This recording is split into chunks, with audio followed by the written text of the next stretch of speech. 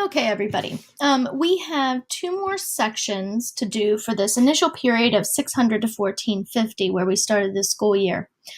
On this one, I am talking through China and talking through Europe, and I'm going to see if I can fit the Americas onto this one as well. If not, I'll do a separate one for the Americas.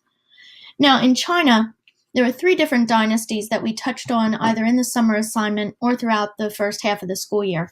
And the first dynasty is going to be the Tang Dynasty. You actually studied the Tang Dynasty last year, and there are only a few things that I want to emphasize here with them. The Tang Dynasty was the height of the Silk Road. And this is because that is when that Tang-Abbasid connection, so you have the Abbasid Caliphates over here, you have the Tang Dynasty over here, that connection between them is going to be very, very strong, and it's going to stimulate and lead to the height of the Silk Road. So that Tang-Abbasid connection leads to increased stability, and therefore increased stability leads to increased trade. That's all you need to remember for the Tang Dynasty. Moving on, we next studied the Song Dynasty. Song Dynasty information is right here. It includes the information on Chinese seafaring technology. So the Song Dynasty is the second one that we looked at this year. Few things you want to remember, in fact, three in particular. First, Song Dynasty is the period of Neo-Confucianism. So we bring back some of those old Confucianist ideologies, but they are going to be tweaked to fit into a new paradigm.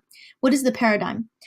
Song Dynasty, compared to the geographic expanse of the Tang and the Han Dynasty prior to that, and you can see that on the geohistogram, it's not nearly as wide as the Tang Dynasty or the Han Dynasty.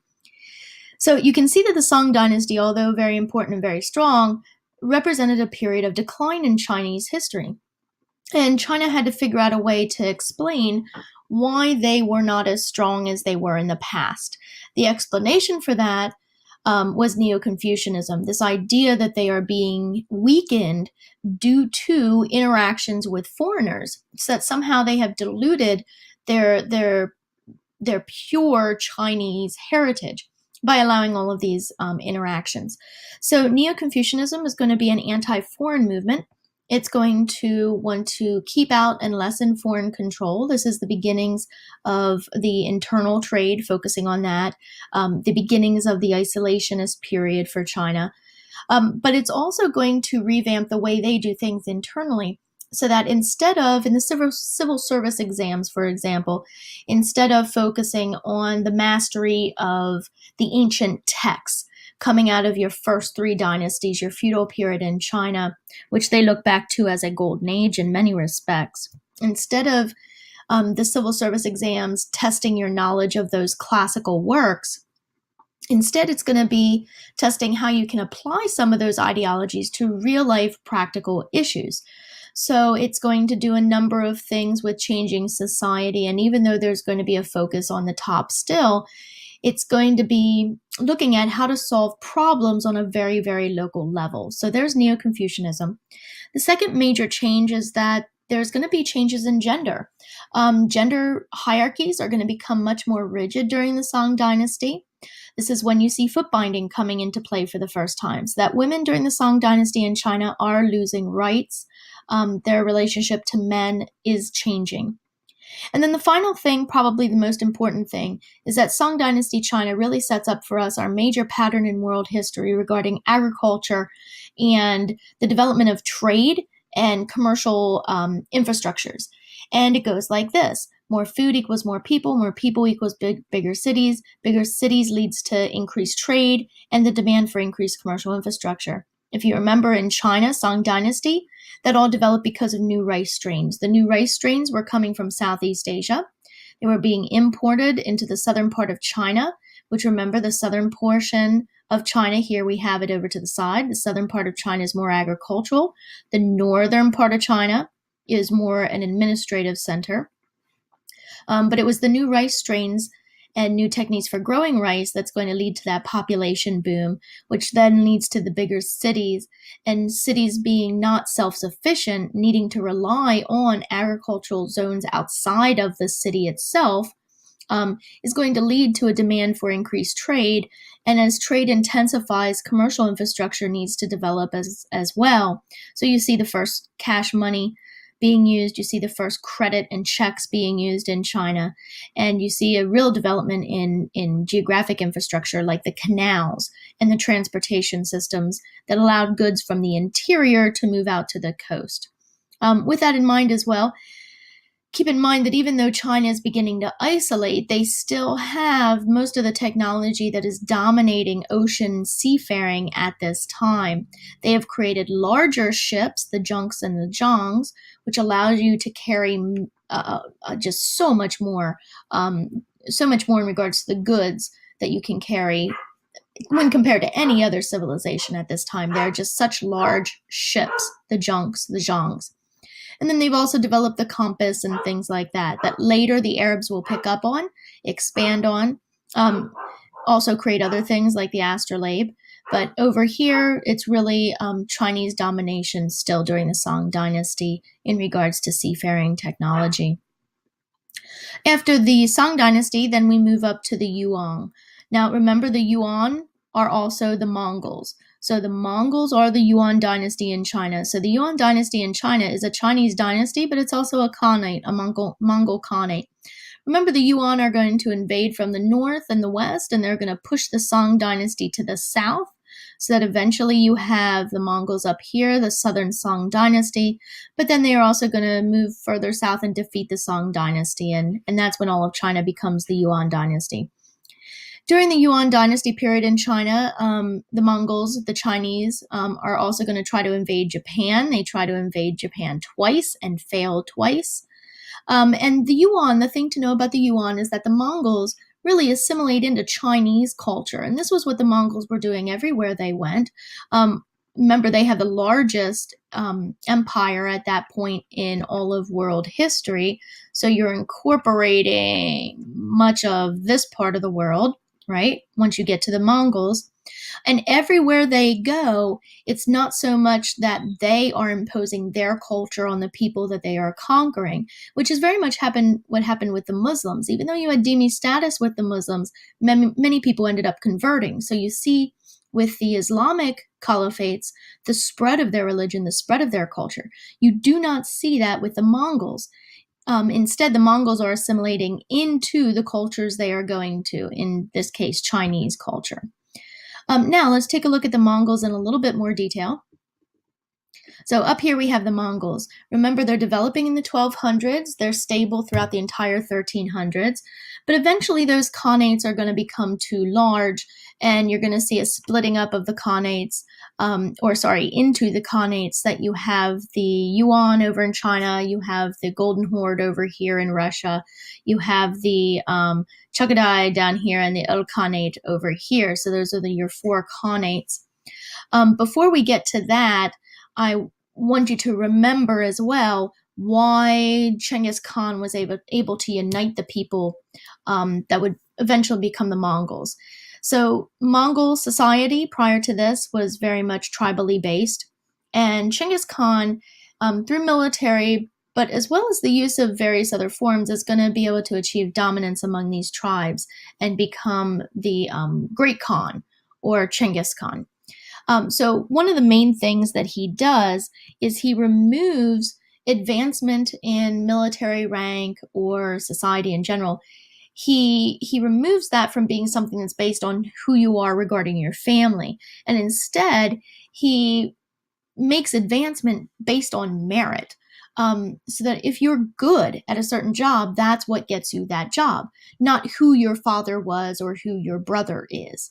And what that did is it was brilliant because it broke up those tribal or family alliances, and now made it based on something that was more objective.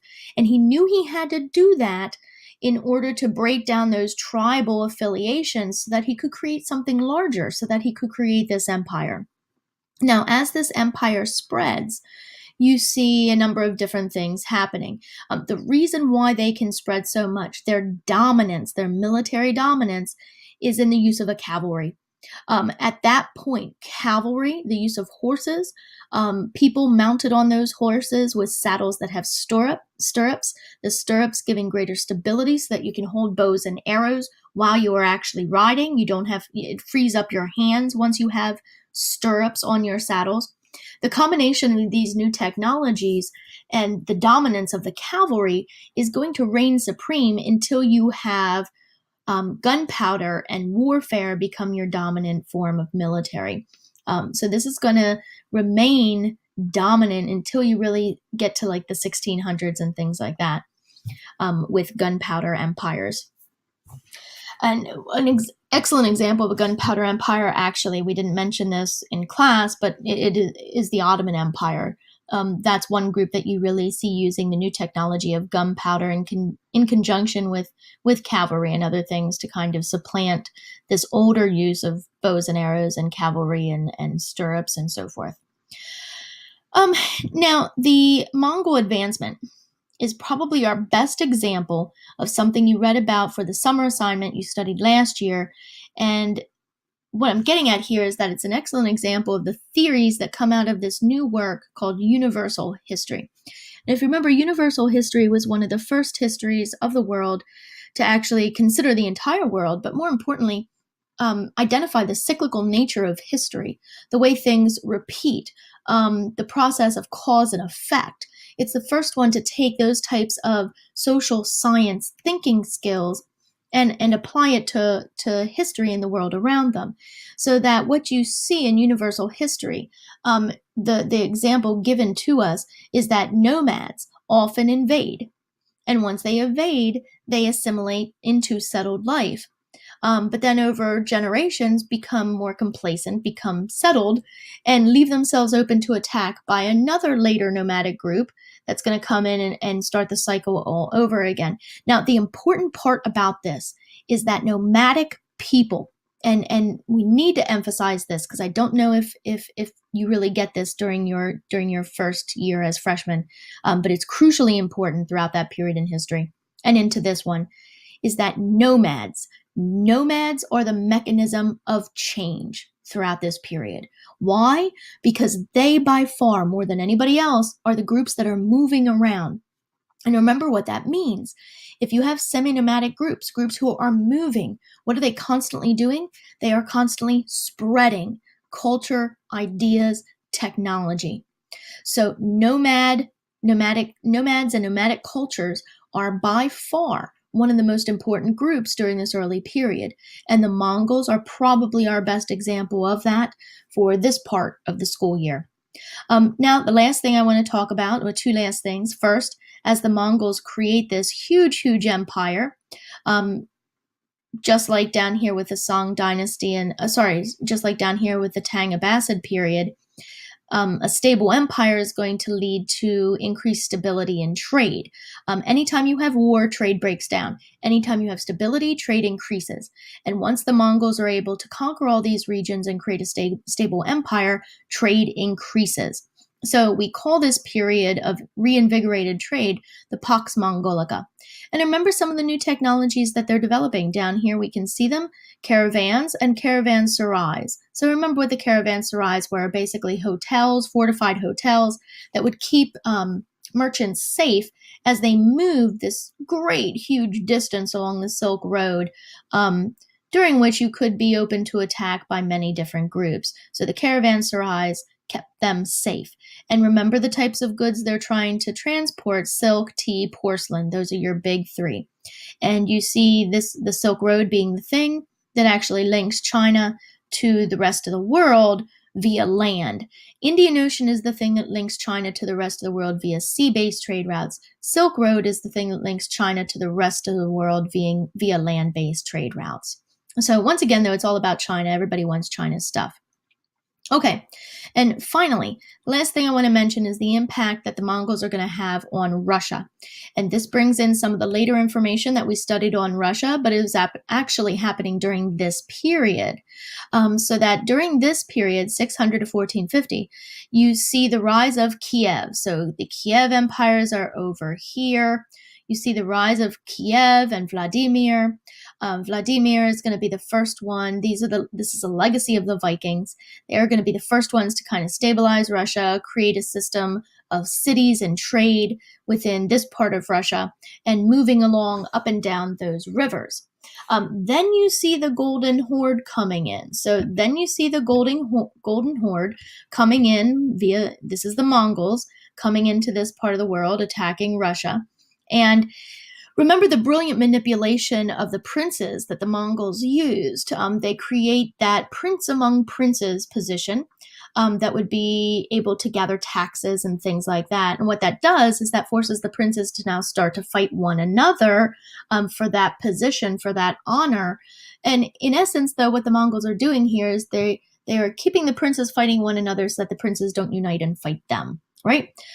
This is a goal of any invading force. You want to create dissent within the group you're invading so that they're too busy fighting one another to realize that if they just joined together, they could actually fight you and probably kick you out. Now, that eventually is going to happen when you get to the Moscow period in Russia and the rise of Ivan. Ivan is going to be the first to unite the Russians and start to fight Dmitry before him, but more so Ivan is going to be the one to actually push the Mongols out. And then you see independent Russia, Peter the Great, which we'll get to on a later series of maps. So that's China. Let's go to Europe. Okay, now Europe is the big one. We're going to be talking through this pretty much chronologically. So first thing I want to take a look at are the Vikings, and they are located up here. So we start our discussion of Europe with the Vikings. Remember what Europe is like. This is after the fall of Rome. Things have become decentralized. They've become a mess. During the period from like the late early 1800s into the 1900s, you have a series of invasions taking place. You have the Arabs coming from the south, attacking all of these different regions. You have the Vikings coming from the north, attacking these regions. And they have the Magyars coming from the east, attacking the interior. So that what you have is this period not only of instability, but now increasing attacks. So look at what that does. The Viking, Arab, Magyar invasions lead to instability. And that leads to a decrease in trade, which then leads to a decrease in urbanization and an increase in local self-sufficiency. So this is kind of the opposite of what we saw when we looked at China during the Tang Dynasty and the Mongols, whereas they created stability, which then increased trade and increased urbanization. The invasions in Europe are creating instability, which is leading to a decrease in trade and a decrease in urbanization.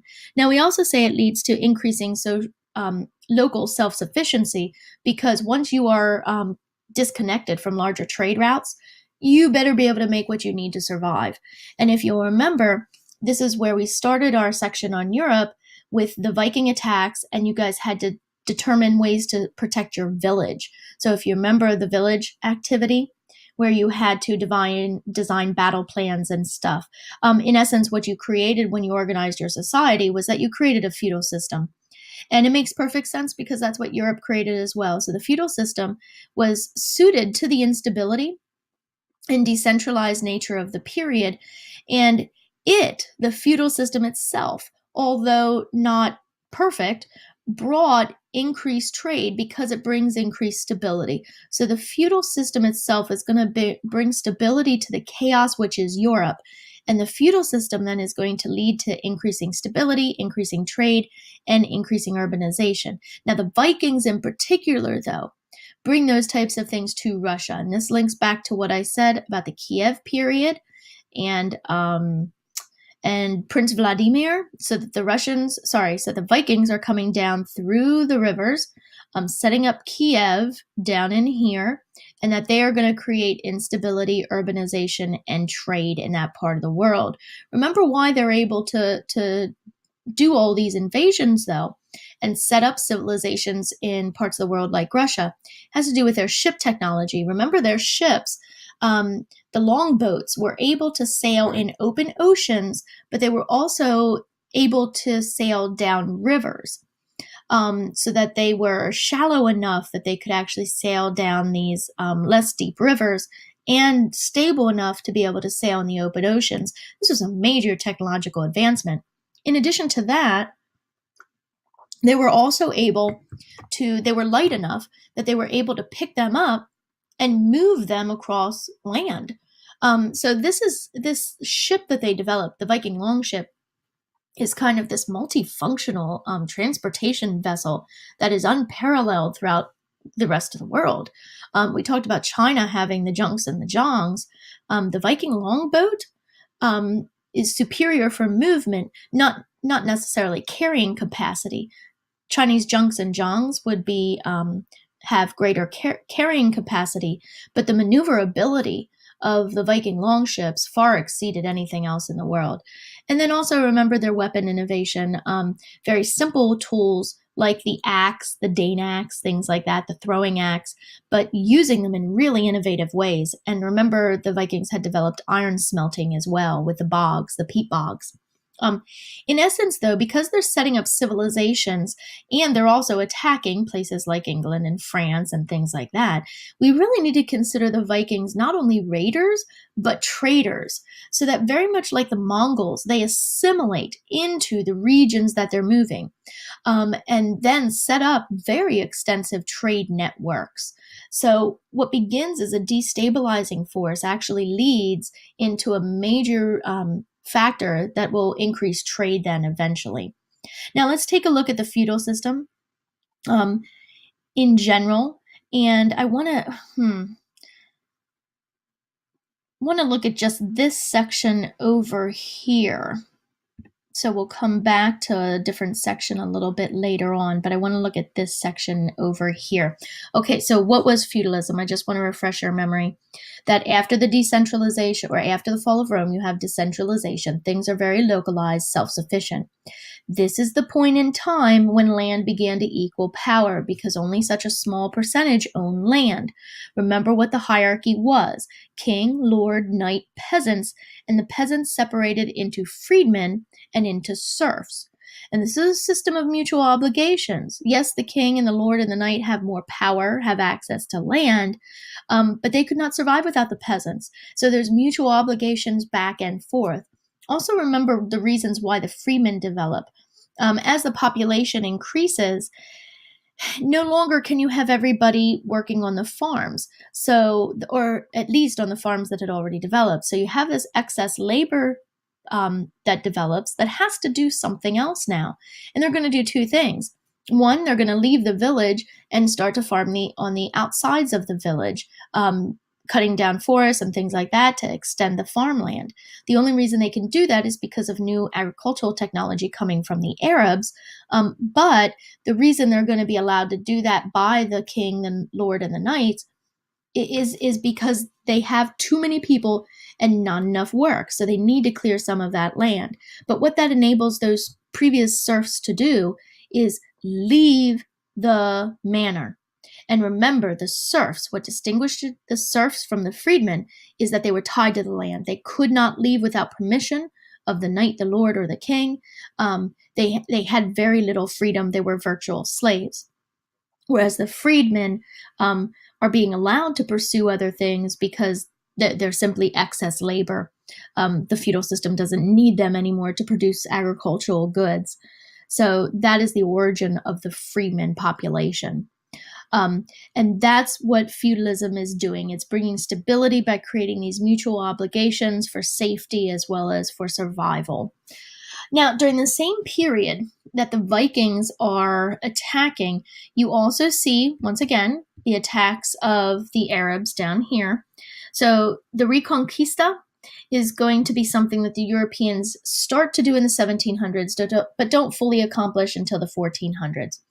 And remember, during the earlier period, once the Islamic caliphates had expanded into Spain, so during the 700s, for example, well into like the thousands, this is your golden age of Spain.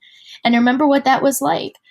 You had madrasas developing there, the Arab schools. You had a sharing of knowledge from all over the world. You had all of these different scholars from different religious groups cooperating, living together peacefully for the most part. And contrast that with the Reconquista, where the Europeans, the Christian groups, try to come back in and take over Spain. They are successful in doing that, but when they do that, they change policies completely, and you see the Spanish Inquisition starting, so that they are trying to seek out, first off, once the Christians take over, now you only have two choices. You must convert to Christianity or you will die. And people who convert insincerely are going to be sought out through the Inquisition. All the Inquisition is looking at people not liking what they're doing or thinking that they're not true converts to Christianity, which many of them weren't. They were just trying to survive. And then torturing them until they admit that they, yes, are not true converts to Christianity, and then often killing them as a result anyway. So it's just a period of intense violence and weeding out anybody who is not Christian. All of the tolerance of the Arab Golden Age is now gone in Spain then at that point. So I want you to keep in mind that comparison that I mentioned in the video for the summer assignment, that during the Islamic Golden Age, you have it being a repository for all of this Arab knowledge from all over the world, India, China, North Africa, Middle East, Greece, and Rome. Remember, the Muslims were the ones who preserved all of the Greco-Roman knowledge by translating those texts. And then compare that to the Christian period with the Inquisition and the Reconquista and all of the violence and trying to weed out these insincere converts. Okay? Now, the next thing that is going to happen that we see taking place that's going to be a major transitional period for Europe is going to be the Crusades. The Crusades and the Reconquista do two really important things for Europe. They do one really important thing for Europe. They bring them into contact with the Arab world, which at this point in time, remember, feudal Europe on your geohistogram, it is occurring contemporaneously with the Islamic Golden Age. So while Europe is just a hot mess and in decline, the Islamic world is booming. It is the center for, almost everything. So the Crusades are going to be this attempt by the Europeans to gain access to some of the trade routes that are ending in this part of the world, the Middle East, the main one being the Silk Road, potentially even access to Indian Ocean trade via the Red Sea. So on one hand, the Crusades are going to happen, and in my opinion, the more significant reason for this Crusades happening is that the Europeans need to have access to these trade networks. Feudalism has started to create some stability. They want to get involved in trade again, but the Arabs control everything. So they want to come back and take over the Holy Land because it'll give them economic benefit, access to these trade routes. The other reason, of course, and the one that's more on the surface, is the religious significance of the Holy Land for Christians. The Muslim world has gained control over the Holy Land, which is a holy location for them as well. In fact, the Holy Land is a holy land for all three of the books of the faiths of the book: Judaism, Christianity, Islam. But the Christians are going to argue that it is more significant to them, and therefore they should have it back. So the Crusades are going to be a series of wars, on and off wars, for almost 200 years, beginning in the 1000s, ending in the 1200s. And it's about control over those religious holy lands, but also about those trade routes. Keep in mind that at this period, the Abbasid Caliphate has already been taken over by the Seljuk Turks. Remember what the Seljuk Turks did, though. They did not kill the Caliph. They allowed the Caliph to remain in control religiously. They controlled then the government, creating the first sultans, which later will be a term that's picked up by the Ottoman Empire. So the Abbasids have already started to decline. But the Crusades, even though the Muslims win the Crusades, the Christians are never able to completely take over the Holy Land again. And even when they do temporarily, the Arabs can push them out. So the Arabs or the Abbasids win the Crusades. But having said that, it's going to weaken the Abbasid Caliphate, because fighting for that long, having to ration, having people die your population, even though you win, it's going to have devastating impact on you economically. So this further weakens the Abbasid Caliphate and eventually leads to the easy invasion that the Mongols have when they come in, which is the final thing that ends the Abbasid Caliphate, the Mongol invasion. Some things that this did, though, for the Europeans. I mean, the Crusades, even though the Europeans do not win the Crusades, they never gain back the Holy Land for any long period of time, it does two things for them, and is actually, like I said, a turning point for Europe. First, it helps to unify the Europeans. And remember what the Europeans were like at this point. It was feudal, so it's very local, it's very decentralized. You have kings, all these little kingdoms. So for the first time, Europeans start to become unified now again behind a common cause. So religion is a very powerful tool to unify a group of people. And you'll remember in Russia, Vladimir, or sorry, not Vladimir, Ivan during the Moscow period does the same thing. Remember, he's searching for a religion, something to bind everybody together in Russia, these diverse populations. So he's going to go down to Constantinople and see Greek Orthodoxy. And Greek Orthodoxy is what he will adopt then as a way to unify his people. Well, the same thing is kind of happening in Europe during the Crusades, that you have all of these separate kingdoms, but now they're going to be brought together through Christianity and its antithesis, or its enemy at this point, which is Islam. So Christianity is definitely going to help to unify Europeans during the Crusade, and that's a benefit. Bring that unity back. The other thing, though, that it does, and the more important thing, is that Arab contact with all of the knowledge coming out of the Arab world is going to lead us directly into a rejuvenation in Europe, which we call the Renaissance. And all of the math and agriculture that's going to come from India will be transformed then, or not transformed, but will be able to move into Europe. All of the technology from China, this is how it comes into Europe. And a rediscovery of Greco-Roman knowledge will come into Europe as well through the impact of the Crusades and the Reconquista, or these connections that Europe is going to have while fighting Muslims during the Crusade. So Europe is highly, highly, highly indebted to the Islamic world for much of what's going to start the Renaissance, which will be a major turning point for Europe. Okay, next, let's start to look at humanism and the Renaissance, which is right in here. And at the same time that we'll be looking at that, guilds will also develop. Now, notice how I have guilds kind of marked off here. So the notes for guilds are kind of right in here. The notes for the Renaissance and humanism, notice my bracket, they are right in here. Okay, so the cause of the development of humanism and the Renaissance is going to be the Arab contact, which we already talked about. It's also going to be the plague. We'll talk about the plague in just a little bit and the effects of the plague. Let's move on to the effects of the Renaissance, though, and humanism. So the effect is that there's going to be less focus on the church and more focus on the individual. And we see that change in art in particular. Remember the bean eater, that image? You're not going to see regular people being portrayed in art too much prior to this. Also remember comparisons like perspective versus the hieratic scale. Oil paint versus the use of tempera paint, realism versus halos, gold background, so forth, and focus on everyday life now versus like focus on religion and heaven and the afterlife. Remember why they relied so much on those earlier things, focusing on gold, focusing on heaven and religion. Things sucked in medieval Europe. So people were more focused on the afterlife than on the current life. There was a feeling that it was something to look forward to.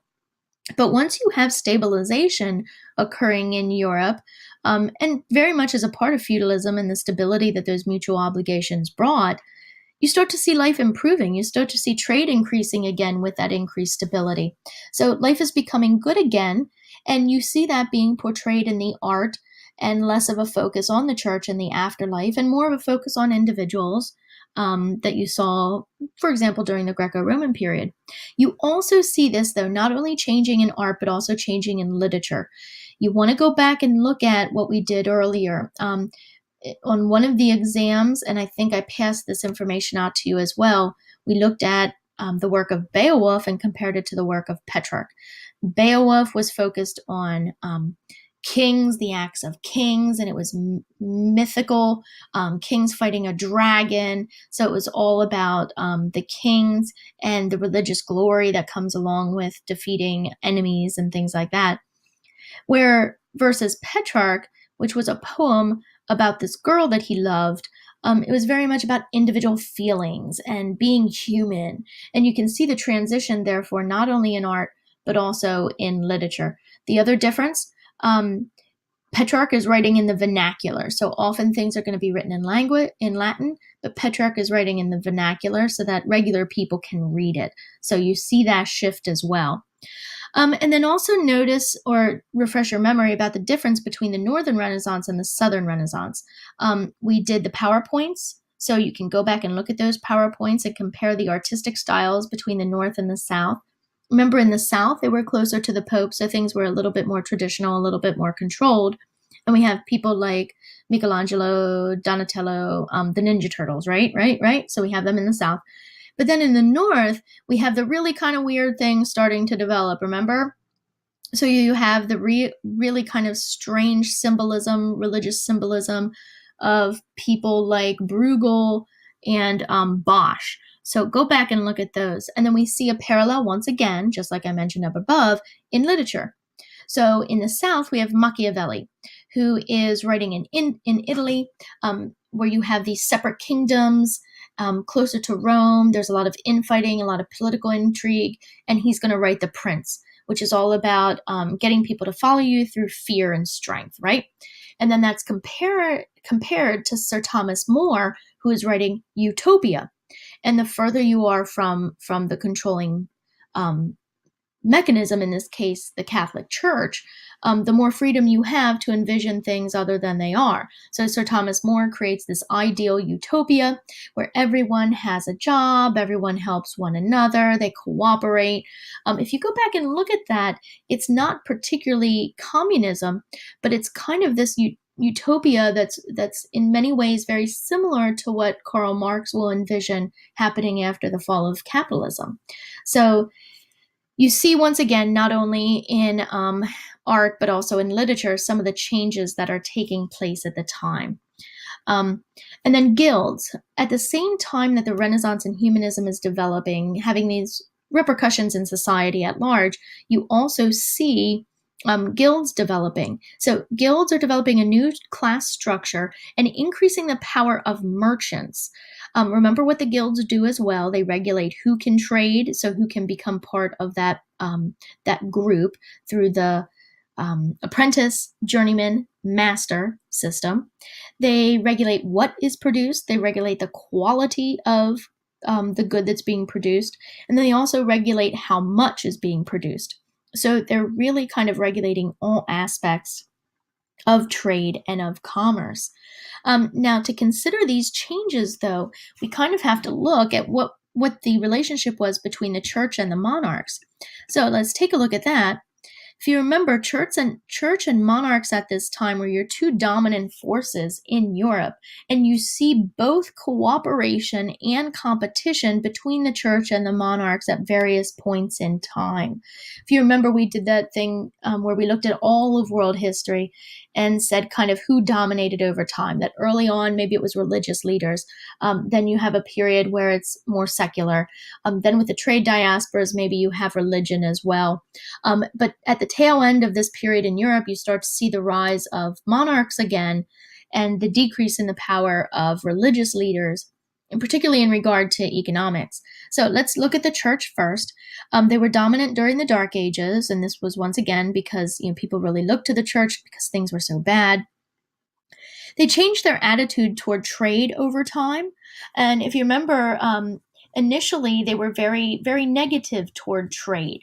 The Bible has many quotes that, for example, it's harder to get through.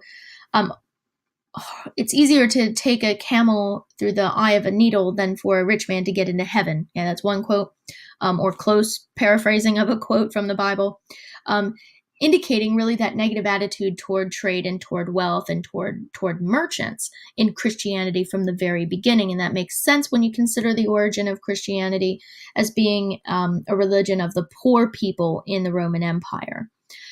So that kind of comes out of that historical context. But if we look at this, once you have the rediscovery of Greco-Roman knowledge, we start to see the impact of Aristotelian logic again. This whole idea that humans have the ability to observe the world around them and make logical conclusions about it. The religious figure to really pick up on that is Thomas Aquinas. And what Sir Thomas Aquinas does, others as well, but he's the main one. What he does is he looks at economic relationships and how they operate, and he says that, the seller is not this person who exploits the buyer. As long as there is a just price that's offered, both the buyer and the seller benefit from trade.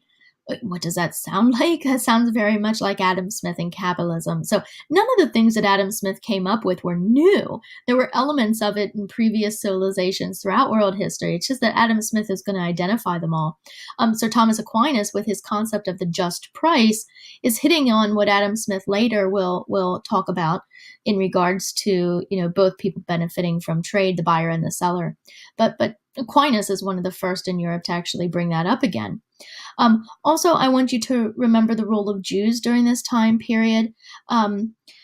Jews were separated in 4 ways. If you remember, this is when the ghettos developed, so they're separated geographically. They're separated by religion, of course. They're separated by culture, but they're also separated by profession. They were not permitted to own land. And because they were not permitted to own land, they were forced to live in the cities, and particularly in the ghettos. Because they were forced to live in the cities, they could not engage in farming, any other activity like that. Really, the only thing that was open to them, which was a job that was hated by most Christians, and therefore they're going to give it to the Jews, is money lending. Anything dealing with money was deemed by Christians to be kind of dirty or debased. And so Jews are going to become money lenders during this time period. Later, when the world experiences capitalism and money becomes so crucial, this is going to give a lot of power to the Jews. And I'm foreshadowing this because why are Jews going to be hated throughout Europe and eventually having things like the Holocaust happen? A lot of it's going to become or going to be embedded in what we see happening at this point in Europe. The forbidding of Jews from owning land and therefore forcing them into money lending roles. Initially, there's not power or prestige really that comes with that, not too much anyway, but later there will be tremendous power, and then Europe will look at the Jews with derision and want that power back, leading to all of the persecution that you see later on. Okay, 2 more things about the church. First, I mentioned this in the Africa section of this video, of the previous video. The church is literate. The church and clergy are some of the only literate people in Europe at this point in time, and therefore they're the only ones who can become bookkeepers. So the literacy of the church is going to increase their involvement in trade and economics, very similar to the Muslims in West Africa. Had they not been literate, that might not have happened, and we might have seen a different dynamic happening in Europe early on. But it's the literacy that's going to increase the involvement of the church in trade. And as the church became more and more involved in trade, you needed to have people justifying that. And Sir Thomas Aquinas, with his concept of just price and using Aristotelian logic, is going to be able to do just that for the church. Finally, as the church is becoming more involved in trade, however, a lot of people are going to think that it's corrupting the church and corrupting the early ideology of the church. So there's going to be a series of reform movements that want to go back to the early church. And remember, these are the Franciscans, the Poor Clares, the Dominicans, later the Jesuits as well, but that happens much later. So there are these early reform movements that see these changes in the church, the involvement in economics, as kind of a bad thing. And then finally, let's compare them with what's happening with the monarchs. The monarchs are gradually gaining power post-Renaissance and Reformation, right? So as things improve, people are looking less and less to the church, and this is allowing the monarchs to gain more power and more control. Throughout this period, though, they are still consolidating their power. So you see Charles Martel being the first, Charlemagne after him, but then there's a whole series of kings that are going to be consolidating their power until we get into these kind of unified kingdoms that will be the ones that form our modern nation states, and also the kings that are going to be paying for exploration in the next phase that we'll look at here. So you have this consistent battle between both competition and cooperation between the church and the monarchs, and you see it kind of wavering over time. Church is much more dominant in the beginning. Monarchs are much more dominant by the end of this period, 1450. Last thing I want to mention about the monarchs is, remember, they are the ones that are going to allow the guilds to kind of gain more power. Because if the monarchs support the guilds, that means they're going to diminish the power of the church. And remember who the monarchs see as their main enemy, or kind of not enemy, but competitor at this point for control. Monarchs see the church as their competitor, not the people. So they're going to allow the people to gain a little bit more control through guilds in an effort to decrease the power of the church and therefore gain more power themselves. We all know that later this backfires, but initially that's what's going to be happening. Couple more things. Let's move on to the plague. So let's look at some of these changes that are going to lead to people having more power and control in Europe. So the plague happens in the early to mid 1300s. Prior to the plague, there's a little ice age. So things get much, much colder in Europe. Food starts to decline. There are famines. So you have people already in dire straits and weakened health. Then, right after the little ice age, actually during it and a little bit after, then you have the Mongols developing the Pax Mongolica and reestablishing these vigorous trade routes, right, along the Silk Road. That's how the plague spreads. It starts in China, Yuan dynasty, and will spread then throughout the rest of the world. What's the impact of this? Decreased population. And we know that's a bad thing. We talked about all the bad things that come out of that, the symptoms, things like that. But it arguably could have been considered, or can be considered, the best thing that ever happened in Europe during that time period, because the decreased population left fewer workers around, and fewer workers meant that they could demand an increase in their rights and in their wages, which they do receive. What is the reason that the monarchs, the lords and the knights actually acquiesce to the demands of the people? It's because they have to. They need those people as workers, as laborers. Remember, over here, feudalism is a system of mutual obligations. You need those other people so they can demand greater wages and rights. And this leads to the rise of merchants and workers and a weakened feudal system. So the plague is the first thing that really starts to weaken the feudal system and lead into something new.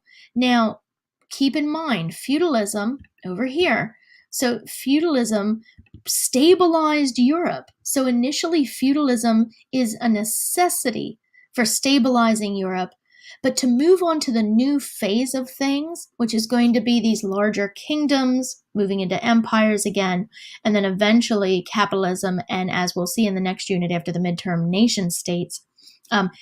You needed feudalism initially, but now you need feudalism to decline. You need feudalism to disappear in order for this next thing to actually happen.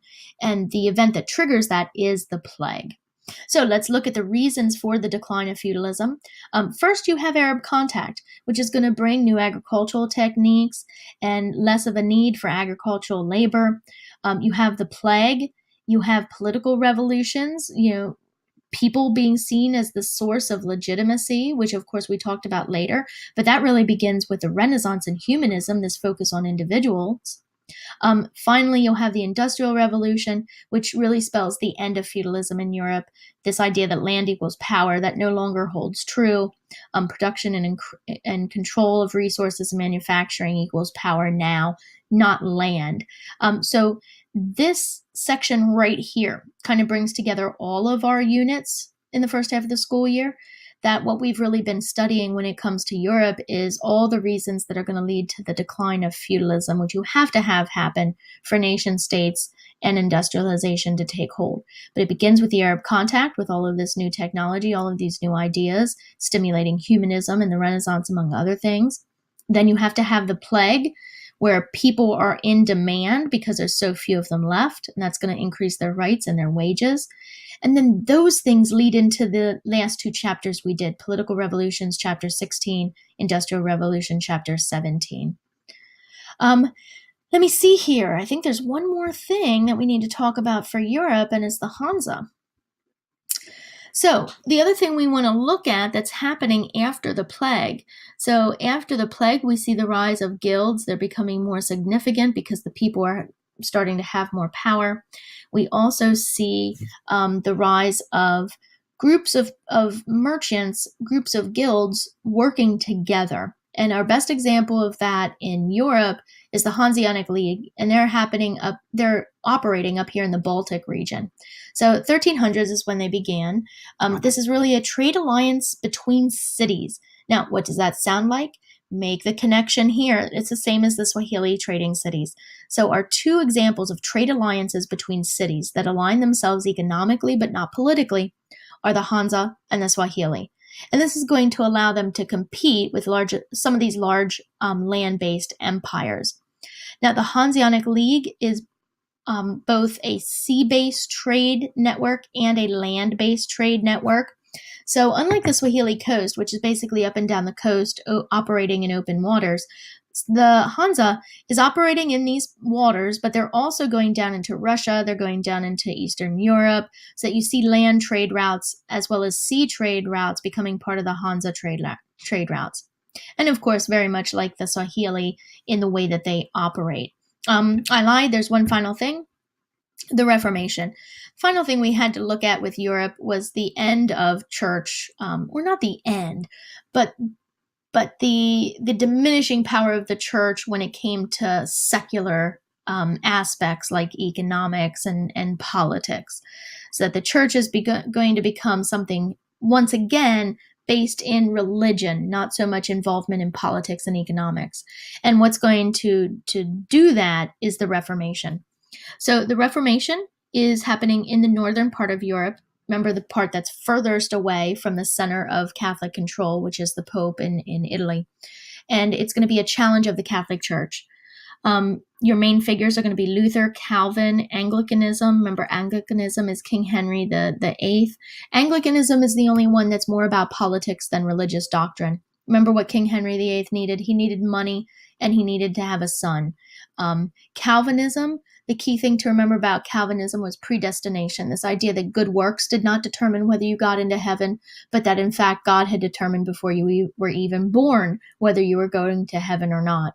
And then Luther was the first person, the main person to know here. He's the one that was upset about the indulgences, upset about the involvement of the church in secular matters and economics, and thought it was becoming too much concerned with money and power and profit. So he writes down 95 things that really make him mad. He nails them to the church door. So we're talking about the 95 Theses. It happened on October 31st. And then he's employing things like the printing press to spread his ideas. So this is the first time that we see a concerted effort to spread ideology through the use of books and printing and paper. Keep in mind why the printing press, a Chinese invention, took off in Europe, but not in China. It was because of there being only 26, give or take, characters in most of the European languages compared to thousands of characters in Chinese language, in the Chinese language.